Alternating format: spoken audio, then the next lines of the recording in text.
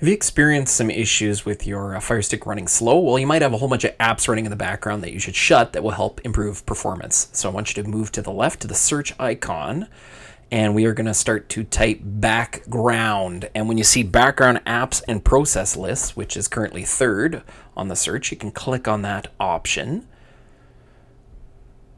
It'll take you to the download screen here in a sec. By the way, it's the one in the black there called background apps and processes. So click on that.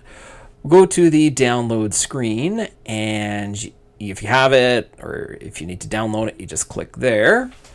It'll take a moment to download and install, and when it has finished installing, it will immediately do a little loading here.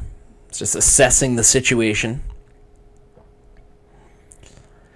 and we want to click Got It at the bottom.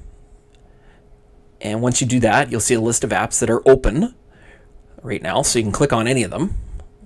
Let's click on the, oh, I don't know, let's try the, yeah, Annalita there.